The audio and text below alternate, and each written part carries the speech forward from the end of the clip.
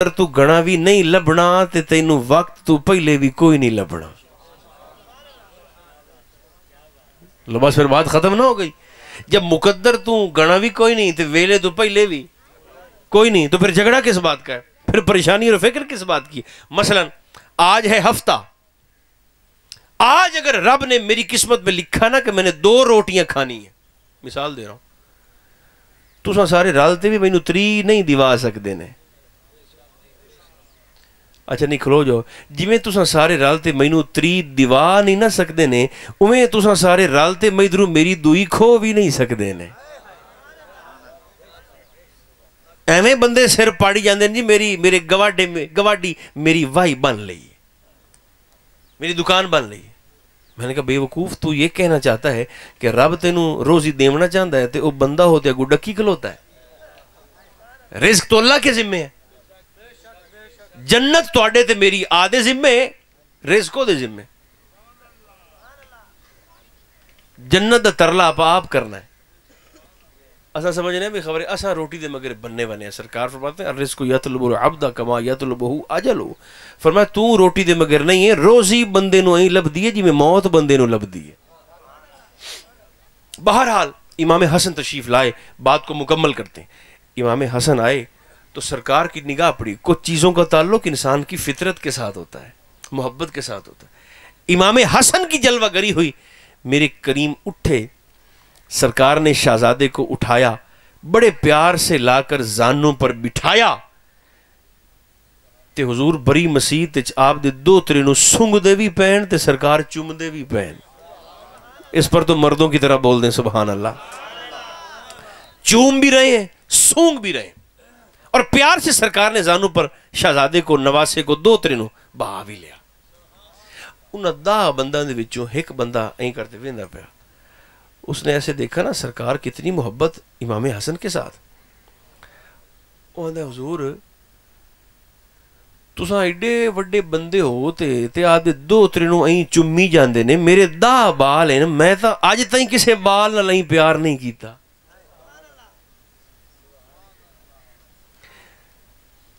اب سرکار نے دلیلیں نہیں دی آگے سے کہ میں اللہ کا رسول ہوں، اس کے اذن کے بغیر، اس کی رضا کے بغیر میں ایک لفظ تک زبان سے ادا نہیں کرتا. حضور نے دلائل نہیں دیے، ایک بات کی اور سرکار نے فیصلہ فرما دیا. اس نے کہا تو ایڈی بڑی شخصیت ہوتے بال نو چمی جاندے نے، میرے 10 بال میں آج تک نہیں چومے. سرکار مسکرائے اور سرکار نے مسکرا کر اس کا چہرہ دیکھ کر مخاطب ہو کر فرمایا جب رب نے تیرے دل سے رحم دلی اور محبت کو نکال لیا ہے تو میں محمد کیا کر سکتا ہوں. فرمایا جب رب نہیں تیرے دل سے مہربانی کو، رحم کو، محبت کو، مٹھاس کو، نرمی کو، پیار کو، احساس کو نکال لیا ہے تو میں کیا کر سکتا ہوں. جب سرکار کے ذکر میلاد کے متعلق میلاد کو بدعت کہنے والوں کی طبیعت سے اللہ نے احساس کو ہی نکال لیا ہے، مصطفیٰ کے حیا کو، وفا کو ہی نکال لیا ہے، تو پھر ہم سنی تو کم از کم کچھ نہیں کر سکتے. دیکھیں یہ خاصہ بھی میرے مصطفیٰ کا ہے. بس میرے آخری جملے کہ کسے بندے این اگر سرکار تشریف فرما ہوندے ہیں نا سامنے، ہن اورا ویکھو 100 واری بھی کسے بندے اے اکھی این کرتے تے بڑ اکھی این کرتے، پھر ایسے، پھر ایسے، پھر نیچے، پھر اوپر سرکار کے چہرے پاک پر 100 واری بھی کسے بندے سرکار دی زیارت کیتی ہے نا، انہوں ہر واری حضور دے حسن دا نواں رنگ نظر آیا ہے.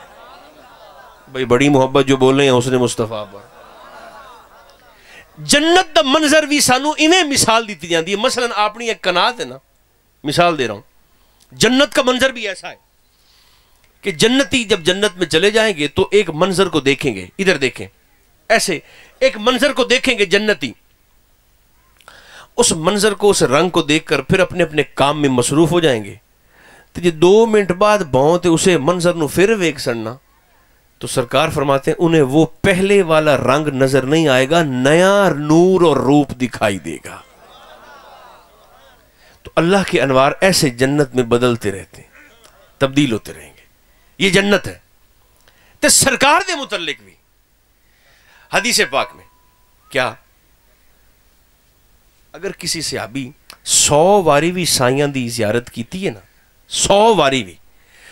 تو انہوں ہر جھلکتے حضور دے حسن دا نواں روپ نظر آیا ہے۔ آکھو تو ایک حدیث پاک اس دے بھی عرض کر دے میں جلدی جلدی، سرکار تشریف فرمان وہ حدیث پاک آگے عرض کرتا ہوں، پہلے 1.5 منٹ میں یہ سن لیں۔ سرکار تشریف فرما ہے اور سرکار نے فرمایا صحابہ جنت دے وچ نہ چاندنے تے نہ سورج ہے۔ صحابہ نے کہا حضور مڑ تو انیرا ہو سی، فرمایا نہیں چانن ہو سی، نہ سورج ہے نہ چاند ہے۔ آقا پھر روشنی کیسے ہوگی؟ محبوب نے فرمایا میرا عمر کتنے بیٹھا ہوا ہے، پاس ہی تھے۔ سرکار نے فرمایا یہ میرا غلام سراج اہل جنہ ہے، جنتیوں کا سورج اور جنتیوں کو روشن کرنے والا اور جنت کو منور کرنے والا چراغ، یہ ہے میرا فاروق اعظم۔ ویسے فیصلہ ہوں آپ آپس میں بیٹھے ہیں، آپ چا کریے جس مصطفیٰ دا عمر ورگا غلام رب دیاں 8 بہشتاں نو روشن چا کرے، اس عمر دے آقا دے نور دے خلاف گل کر دیاں بندے نو کچھ تا حیا آمنا چاہیے ہے۔ خیر جتنی دفعہ بھی جس نے دیکھا اسے حسن مصطفیٰ کا نیا رنگ نظر آیا۔ سرکار ایک دن اما عائشہ صدیقہ رضی اللہ تعالیٰ عنہ کے حجرہ میں تشریف فرما ہیں، اور دیکھیں توڑے تے میرے رشتے کرویندیاں یا بیبیاں تے یا بابے، برادری کرواتی ہے۔ وہ حدیث پاک پھر کبھی صحیح، بس اب یہ جلدی سے قبول فرما لیں، ہمارے رشتے کرواتے ہیں خاندان والے بڑے۔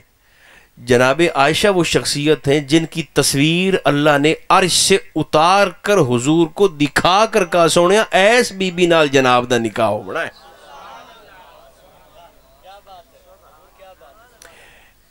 ایک دن نا سرکار دو عالم علیہ السلام کسی بات پر اما عائشہ صدیقہ سے خفا ہو گئے، شکر رنجی ہو گئی، اور حضور خفا ہو کر اٹھ کر جانے لگے۔ چونکہ سرکار اما عائشہ دے شوہر بھی ہیں تے رسول بھی ہیں، خفا ہو کر جانے لگے تو ام المومنین پیچھے سے دوڑیں، منت بھی کی، ترلا بھی کیا، درخواست بھی کی، گزارش بھی کی۔ جب نہ منت کام آئی، نہ ترلا، نہ درخواست، نہ گزارش، جب کچھ کام نہ آیا، سرکار تشریف لے کر جا رہے ہیں تو جناب عائشہ صدیقہ کے پاس تھا دوپٹہ، چادر۔ ہن جیڑا میں پڑھیا تو انہوں کرتے بھی کھا دینا، یہ عجیب منظر سرکار کے اما عائشہ پاک کے پاس تھی چادر، حضور آگے تیز تیز چل رہے ہیں، تشریف لے کر جا رہے ہیں خفا ہو کر، اما عائشہ پیچھے سے دوڑیں، چونکہ محبوبہ محبوب خدا ہیں، پیچھے سے دوڑیں چلیں، اور جا کر نا آگے چلتے ہوئے سرکار دو عالم علیہ السلام کو اپنے دوپٹے سے ایسے کر کے روکنا چاہا۔ میں تو بابی ہون کرتے بھی کھائی بیٹھا، ایسے نا پیچھے سے جا کر ایسے چادر سے ایسے سرکار کو روکنا چاہا۔ اگلی بات کو کوئی سمجھے گا، پتہ نہیں سرکار اس وقت کس کیفیت میں تھے، اما جان نے چادر ایسے کی، چادر کا کپڑا ہوا کی طرح حضور کے وجود سے چھن کے باہر نکل گیا۔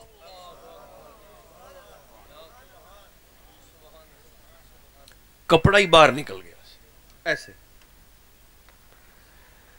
جب نہ منت کام آئی، نہ ترلا، نہ درخواست، نہ گزارش، نہ دوپٹہ، نہ چادر، تو اما جی واپس پلٹی، مسلح بچھایا تے سر رکھ لیا سجدے دے وچ تے رابطہ ادے کیتا جائیں رشتہ کروایا، رشتہ کروایا۔ مناجات کے انداز میں سجدے میں عرض گزار ہوئی مولا تیرا بھی محبوب ہے تے میرا بھی محبوب ہے، تے روستے پہ آ جاندہ ہے، مولا مہربانی فرما ادھر آقا چل رہے ہیں مسلسل، جو وہاں پر گئے ہیں آپ میں سے ان کے ذہن میں نقشہ آ جائے گا۔ سرکار کا اگلا قدم مسجد نبوی شریف میں تھا اور پچھلا قدم اما عائشہ کے حجرے میں تھا۔ قریب تھا کہ سرکار کا پچھلا قدم بھی اٹھتا اور حضور اما جان کی حجرے سے باہر تشریف لے جاتے، مگر اتنی جلدی درخواست پہنچی کہ سرکار کا ایک قدم مسجد میں، پچھلا قدم حجرے میں، اسی لمحے جبریل امین حاضر ہو گئے۔ سرکار کو سلام کیا، آپ نے جواب دیا، فرمایا کیسے آئے ہو؟ حضور اللہ فرماتا ہے پہلے عائشہ سے صلح فرمائیں پھر میری مسجد میں تشریف لائیں۔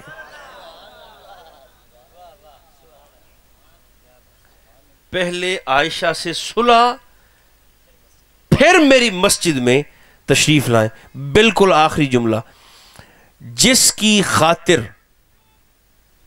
رسول کے اٹھے ہوئے قدم واپس پلٹ آئیں اسے عائشہ صدیقہ کہتے ہیں رضی اللہ تعالیٰ عنہ۔ جی درود شریف دی عادت پہ جاوے بندے نو تو جیون بھی سوکھا ہو جاندہ ہے تے مرن بھی سوکھا ہو جاندہ ہے۔ جی ایک بندے حضرت واصف علی واصف کو لاہور میں آستانہ ہے، پوچھ لیا تھا حضور بندہ جو پریشان ہوئے تو مڑ کے کرے، آپ فرمایا درود پڑھے۔ اس نے کہا نہیں یہ گھنا پریشان ہوئے تو مڑ کے کرے، فرمایا مڑ گھنا پڑھ لوے۔ ہے درود ہی صرف آپ کے اور اپنے شوق کو بڑھانے کے لیے۔ جناب حیدر کرار کا فرمان اور پھر چھٹی سرکار علی مرتضیٰ فرماتے ہیں کسی بدصورت بچے کو مسلسل درود پڑھایا جائے تو اللہ اسے خوبصورت فرما دیتا ہے۔ صورتیں بدل جاتی ہیں، شکلیں بدل جاتی ہیں، طبیعتیں تربیتیں اور نیتیں بدل جاتی ہیں۔ وضو ہوئے تو سونی گل ہے، وضو نہ ہوئے تاویں اللہ فرمیندہ ہے بغیر وضو بھی میرے حبیب دی ذات پاک تے درود پڑھنا تیرا کام ہے، قبول نہ کرا مینو محمد دا خدا نہ آکے۔ اللہ میری اور آپ کی توفیقات میں مزید برکتیں عطا فرمائے۔ اور جیسا کہ مجھے انہوں نے بتایا کہ ان کے بھائی کا 2 مہینے پہلے انتقال ہو گیا تھا، خدا کرے جو کلمات آپ نے فرمائے جو میں نے کہے یہ ساری کی ساری محفل شریف کا ثواب اللہ سرکار کے وسیلہ پاک سے ان کے بھائی کے حق میں قبول فرمائے، ہم سب کا خاتمہ بھی ایمان پر فرمائے۔ صلی اللہ تعالی علی خیر خلقہ محمد و آلہ و اصحابہ اجمعین برحمتک یا ارحم الراحمین۔